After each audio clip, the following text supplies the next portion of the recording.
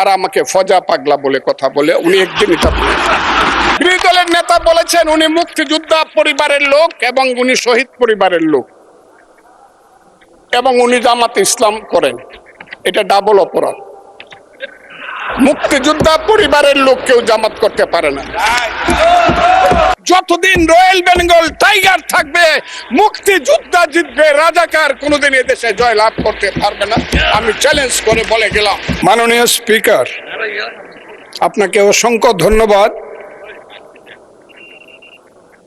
আমি বক্তব্য দিতে ওঠার আগেই আপনি বিশেষ কারণে আমাকে বসিয়ে দিলেন, যৌক্তিক কারণে।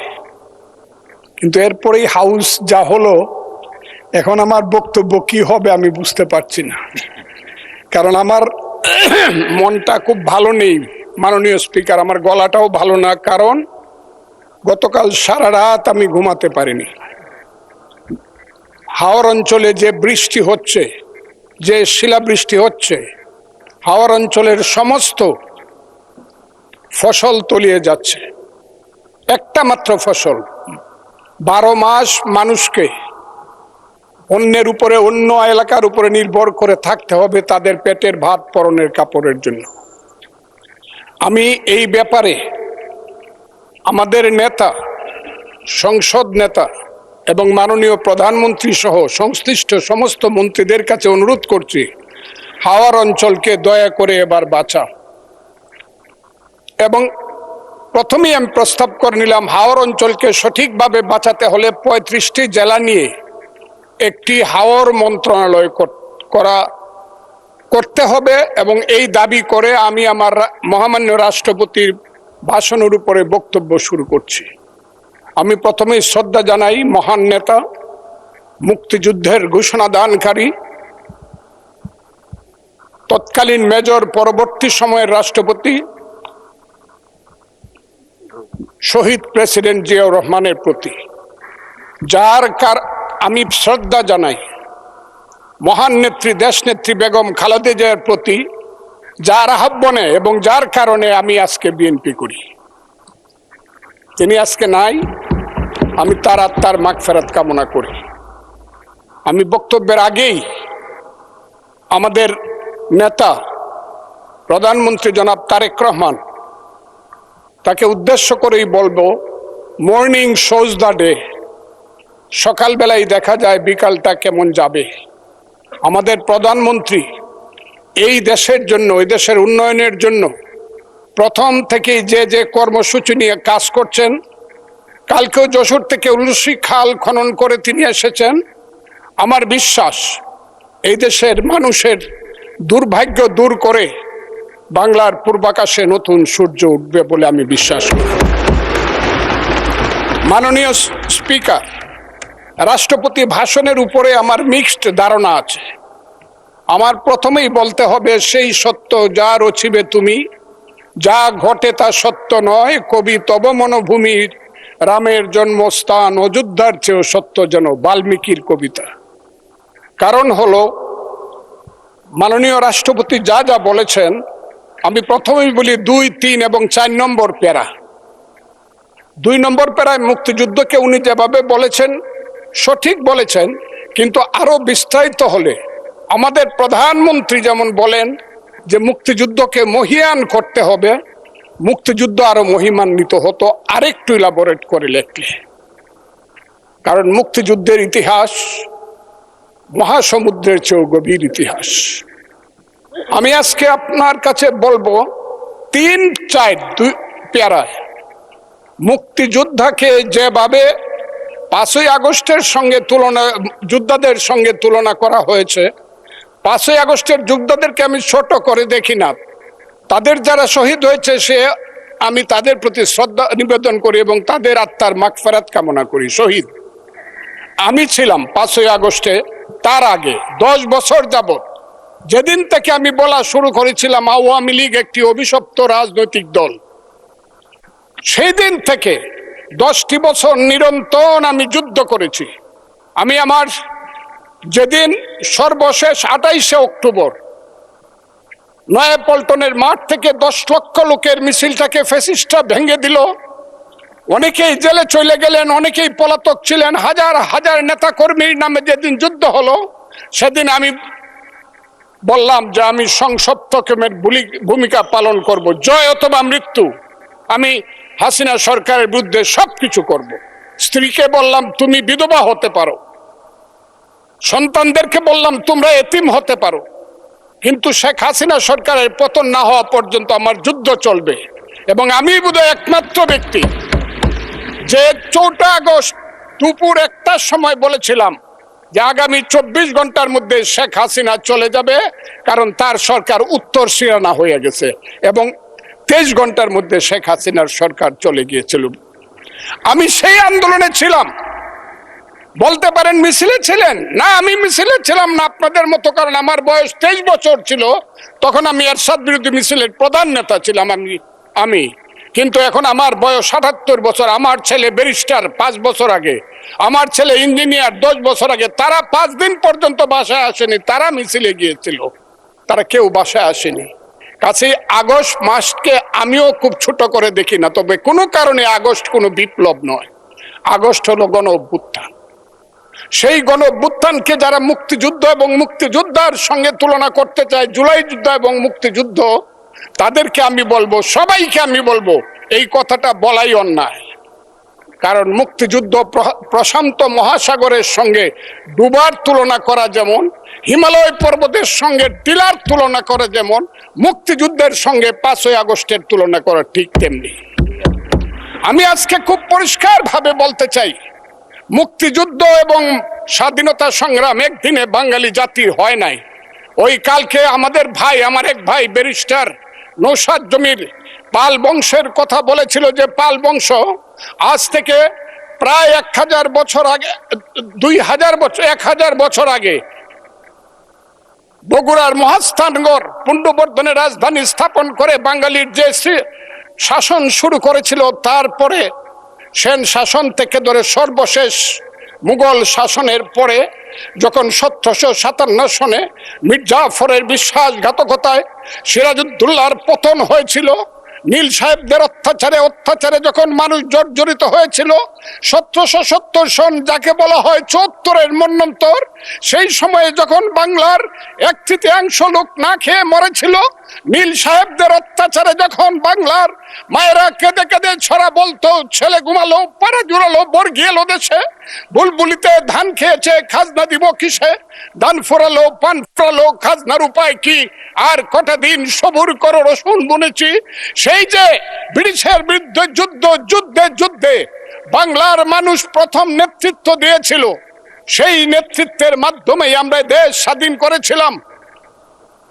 আমি আজকে আপনাদেরকে বলি, 2005 সন থেকে ধরে 8 সনে ক্ষুদিরাম মের ফাঁসি, যে ফাঁসিতে গান হয় বাংলায় আজও একবার বিদায় দেমা ঘুরে আসি, সেই প্রফুল্ল চাকির ফাঁসি, এই যে যুদ্ধ, তারপরে চিত্তরঞ্জন দাস, এরপরে 190 বছর পরে একজন বাঙালি মুসলমানের সন্তান, বাড়ি তার বরিশাল, সিরাজউদ্দৌলার পরে প্রথম বাংলার সিংহাসনে বসলো।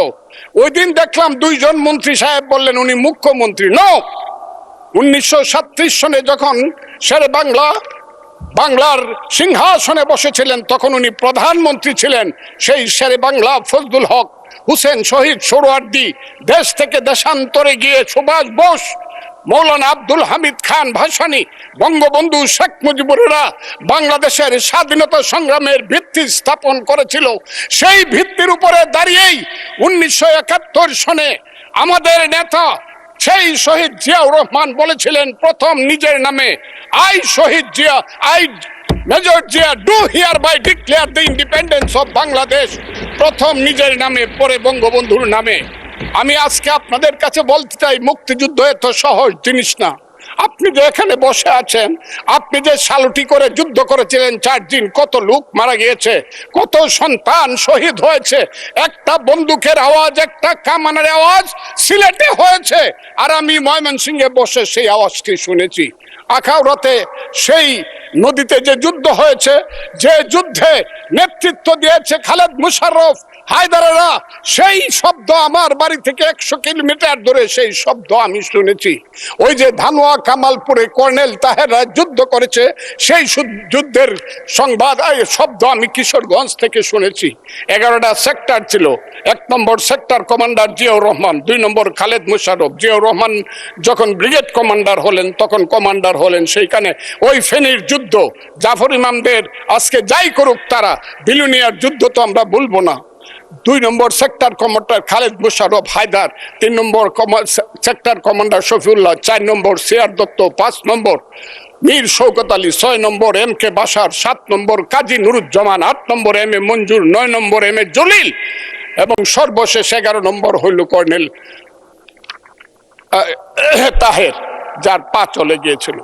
সেই যুদ্ধ, যে যুদ্ধে সারা পৃথিবী জড়িত ছিল, যে যুদ্ধে ইন্ডিয়া 3রা ডিসেম্বর 1971 সনে আমাদেরকে সহযোগী করার জন্য অংশগ্রহণ করেছিল এবং তার হাজার হাজার সৈন্য এই মাটিতে রক্ত দিয়ে গেছে, এবং যে ইন্ডিয়া আমাদের দেশের স্বাধীনতার জন্য বঙ্গোপসাগরে যে 7ম নৌবহর এসেছিল আমেরিকার, বিশ্বযুদ্ধের রিস্ক নিয়েছিল আমাদের জন্য। সোভিয়েত ইউনিয়ন পদস 3টা ভেটো দিয়েছিল, তা না হলে আমাদের দেশ স্বাধীন হতো কিনা সন্দেহ ছিল। সেই মুক্তিযুদ্ধের সঙ্গে যখন 1 মাসের গণ আন্দোলনকে তুলনা করা হয় তখন মুক্তিযুদ্ধকে ছোট করা হয়। আমি মনে মনে ভাবি হয়তোবা আমি মরে গেলেই ভালো হতো। আমি আজকে আপনাদের কাছে প্রশ্ন রাখতে চাই, 5ই আগস্টের পরে কি হলো? আমাকে একটু 5ই আগস্টের পরে কি হলো আপনারা জানেন। এইখানে ইউনূস সরকার ছিল, আমি শিল্পকলার সামনে থাকি, একটা গান হইতে পারে নাই, একটা নাটক হইতে পারে নাই, একটা লালনের গীতি হইতে পারে নাই, একটা বাউল গান হইতে পারে নাই। সব কিছু কালো শক্তি ধ্বংস করে দিয়েছিল। তারা বলেছিল কোন মুক্তিযুদ্ধ হয় নাই, 47-এর যুদ্ধ হয়েছে, আর 24-এর যুদ্ধ হয়েছে, আর 71-এ গন্ডগোল হয়েছে। সেই দিন মুক্তিযোদ্ধা হিসাবে আমি বলেছিলাম, আমি বলতে পারবো কিনা কথাটা আপনি, এই আলবদর রাজাকারের বাচ্চারা, এখনো কিন্তু ফজলুর রহমানদের মতো মুক্তিযোদ্ধারা জীবিত আছে। এই দেশে মুক্তিযুদ্ধ হয়েছে, মুক্তিযুদ্ধ সত্য, 30 লক্ষ লোক জীবন দিয়েছে, এটাও সত্য। এই যুদ্ধের মধ্য দিয়ে আমরা সেদিন তাদের সঙ্গে যুদ্ধ করেছি। আমার বাড়ির সামনে মব হয়েছে আমাকে হত্যা করার জন্য। সেদিন আমি আজকের পুলিশকে ধন্যবাদ দিলাম, আজকের মিলিটারিকে ধন্যবাদ দিব। 10 মিনিটের মধ্যে আমার বাড়ির সামনে তারা গিয়ে উপস্থিত হয়েছে আমাকে বাঁচানোর জন্য। অনেক চক্রান্তের মধ্য দিয়ে ইলেকশন হয়েছে। সেই ইলেকশনে তারা কি করেছে, আজকে যারা আমার ডান দিকে বসে আছে তারা কি করেছে? একদিন তো আমরা ভাই ছিলাম নাকি? তারা যা করেছে সেটা কল্পনা করার মতো না। যত চক্রান্ত করেছে, সেই চক্রান্তের ভিতর দিয়ে যখন তারা প্রচার করতে শুরু করলো তারা বাংলায় 2/3 মেজরিটি পেয়ে তারা পাস করবে, আমি হতবাগা ফজলুর রহমান বলেছিলাম জামাত জোট যদি মেজরিটি পায় তাহলে আমি বিষ খাবো। এই কথাটা আমি বলেছিলাম, আমি বিষ খাবো। হ্যাঁ, কথাটা সত্য, আমি বলে যাচ্ছি। এবং তারা কোনোদিন যুদ্ধে জয়লাভ করতে পারে না, রাজনৈতিক যুদ্ধে, কারণ তাদের পূর্বপুরুষ বাংলাদেশ চায় নাই। বাংলাদেশ যদি থাকে, এই বাংলায় শুধু বেলিচা মিলিয়ার জুই ফুল ফুটে না, এদেশে রক্ত গোলাপ রক্ত জবাও ফুটে। এদেশের জঙ্গলে শুধু কোকিল ডাকে না, এদেশের জঙ্গলে রয়্যাল বেঙ্গল টাইগারও থাকে। যতদিন রয়্যাল বেঙ্গল টাইগার থাকবে, মুক্তিযোদ্ধা জিতবে, রাজাকার কোনোদিন এদেশে জয় লাভ করতে পারবে না। আমি চ্যালেঞ্জ করে বলে গেলাম। আমি আজকে আপনাদের সামনে আরো কিছু বলতাম, কিন্তু আমি টাইমটা দেখতে চাই, আরেকটা কথা বলতে চাই।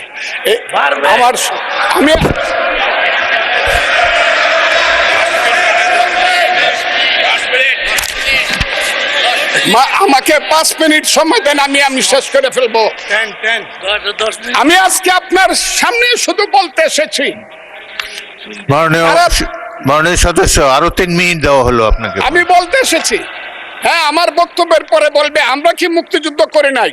যেমন বিরোধী দলের নেতা বলেন, উনাকে আমি অসম্মান করি না, সব সময় মাননীয় বলে কথা বলি, কিন্তু উনার দলের লোকজন এখানে বসে আছে, তারা আমাকে ফজা পাগলা বলে কথা বলে। উনি একদিন এটা বলেন তারা নাকি সভ্য, তারা নাকি ইসলাম।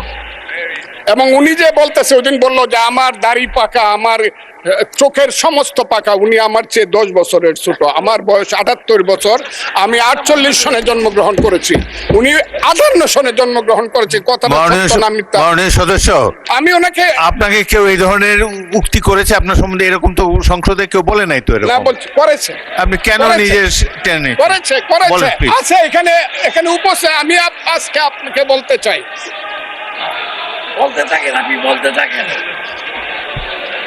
আচ্ছা আমি যে কথাটা বলতে চেয়েছিলাম, বিরোধী দলের নেতা বলেছেন উনি মুক্তিযোদ্ধা পরিবারের লোক এবং উনি শহীদ পরিবারের লোক এবং উনি জামাত ইসলাম করেন। এটা ডাবল অপরাধ। মুক্তিযোদ্ধা পরিবারের লোক কেউ জামাত করতে পারে না। আর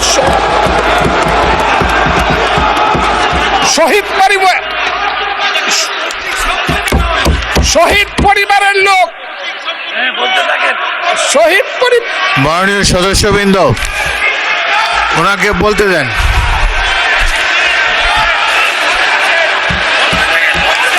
শহীদ মাননীয় পরিবারের লোক, সদস্যবৃন্দ, অর্ডার অর্ডার। শহীদ আপনারা পরিবারের শৃঙ্খলা লোক, রক্ষা করুন। কেউ জামাত মাননীয় করতে- সদস্যবৃন্দ, সংসদে শৃঙ্খলা রক্ষা করুন। মাননীয় শহীদ সদস্য পরিবারের ফজলুর লোক। রহমান, আমি ঠিক আপনি আছে, শেষ করুন। ওনারা কষ্ট পাইতেছেন তো। বক্তব্য শেষ করুন। আমি আবারও বলে রাখলাম, শহীদ পরিবারের লোক তো জামাত করতেই পারে না, আর জামাত করলে ডাবল অপরাধ করতেছে। 2, তাহলে স্বীকার, তাহলে বলেন, তাহলে আমি আপনাদেরকে বলি, মাননীয় সদস্যবৃন্দ, আমি আমি আমি এক সেকেন্ড, আমাদের- এক সেকেন্ড। মাননীয় সদস্য ফজলুর রহমান, বসেন বসেন বসেন। আপনি বলতে থাকেন, বলতে থাকেন।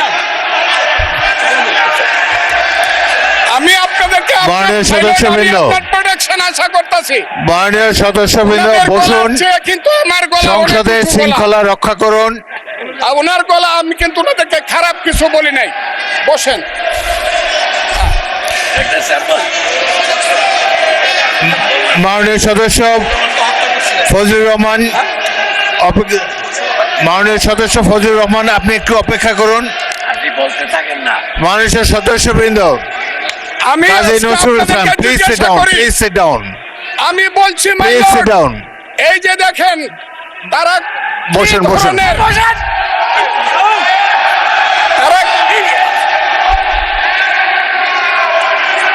তারা কি ধরনের আচরণ করছে। আচ্ছা আজকে তাদেরকে মাননীয় জিজ্ঞাসা করি, সদস্যবৃন্দ, তাদেরকে আমি মাননীয় তাদের কাছে সদস্যবৃন্দ, জানতে চাই, একটু মনোযোগ তাদের দিয়ে আমার পূর্বপুরুষ- কথাটি শোনার চেষ্টা করুন।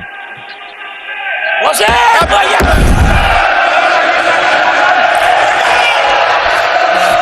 মাননীয় সদস্যবৃন্দ, কাজী নজরুল ইসলাম বসুন, আমি আজকে এই- বসুন বসুন। এই কথাটা স্পিকারের বলতে কথা বাধ্য শোনার হচ্ছি। চেষ্টা করুন। এই কথা মাননীয় সদস্যবৃন্দ, আমি একটা কথা আপনারা মনোযোগ দিয়ে শোনেন।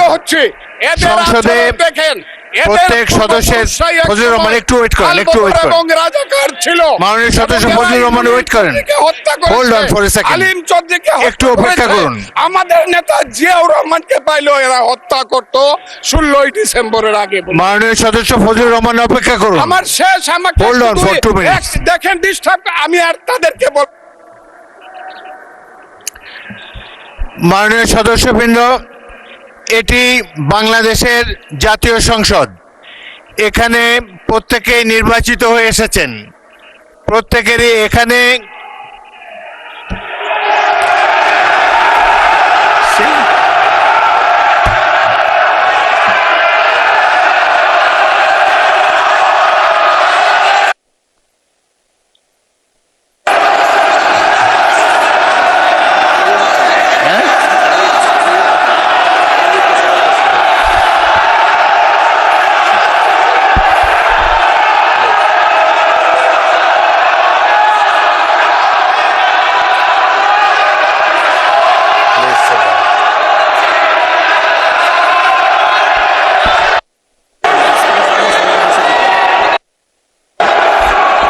মাননীয় সদস্যবৃন্দ,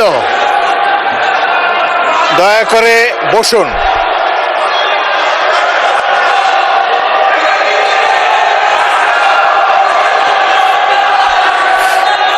মাননীয় সদস্যবৃন্দ বসুন, বসুন বসুন প্লিজ।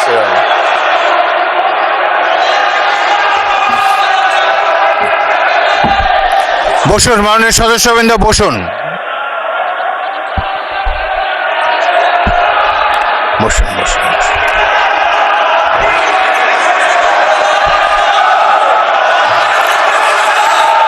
মাননীয় সদস্যবৃন্দ, মাননীয় বিরোধী দলের নেতা, আমি বলি তারপরে আপনি বলেন। মাননীয় সদস্যবৃন্দ, এটি আপনারা সবাই, মাননীয় সদস্য ফজলুর রহমান আপনি বসেন, বসুন আপনি বসুন, আপনার সুযোগ দেওয়া হবে বক্তব্য শেষ করার জন্য।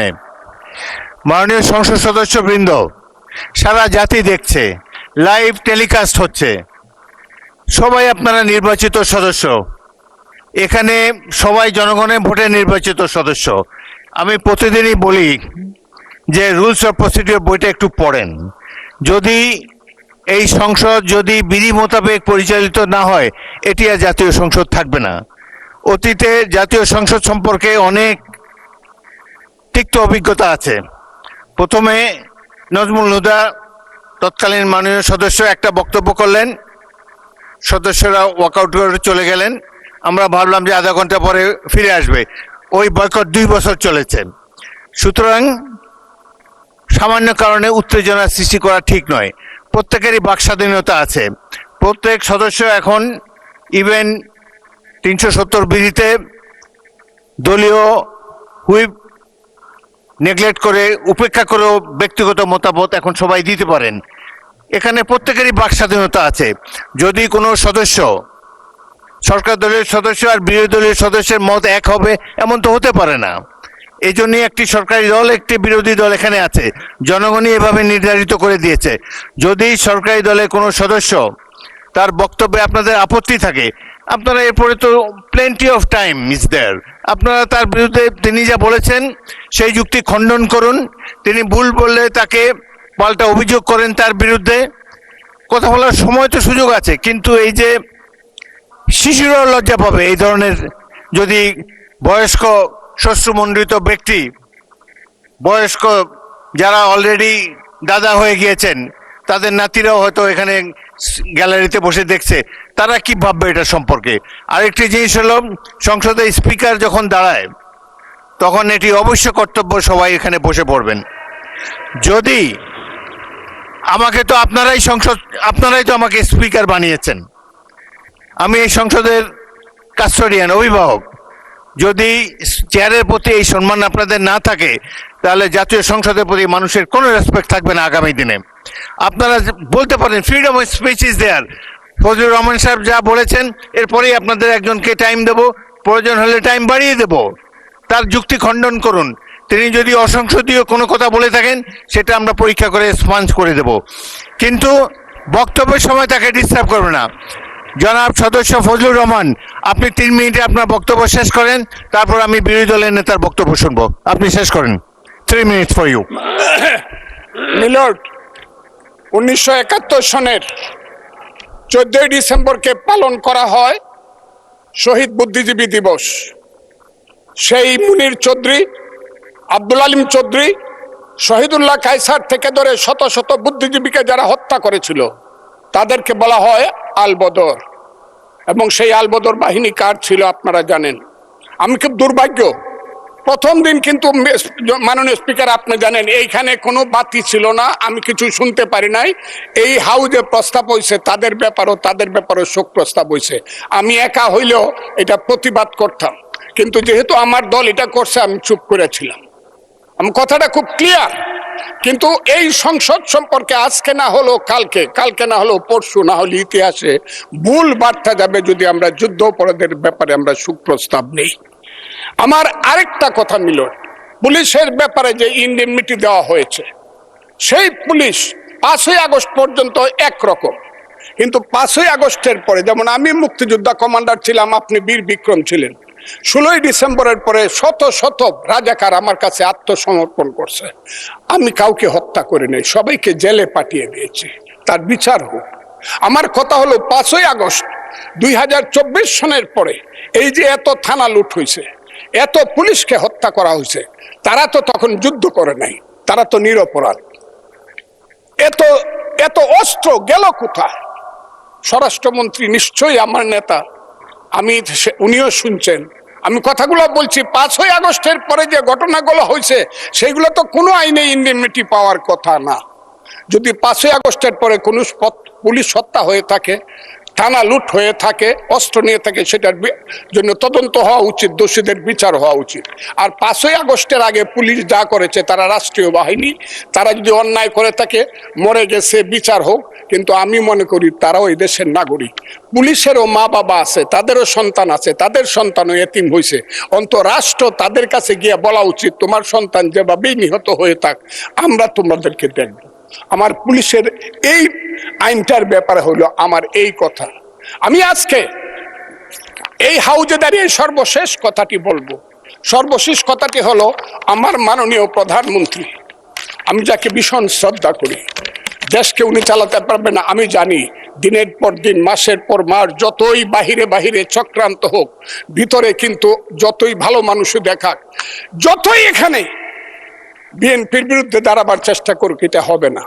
কিন্তু আমার নেতা, সংসদ নেতা কিন্তু অনেক মহান কাজ করেছে। 78 জনকে 222 জনের সমান সমান ভাগ দেয়া কমিটি করেছে। আমি আমার নেতাকে বলবো, শেষ করেন মাননীয় সদস্য, শেষ করেন। তার মা কিন্তু একসাথে দুধ খাইছে, কিন্তু সিরাজউদ্দৌলা আর মোহাম্মদী বেগ কিন্তু এক না। মোহাম্মদী বেগ কিন্তু সিরাজউদ্দৌলাকে হত্যা করেছিল। এই কথাটি বলেই আপনাকে ধন্যবাদ জানিয়ে আমার বক্তব্য শেষ।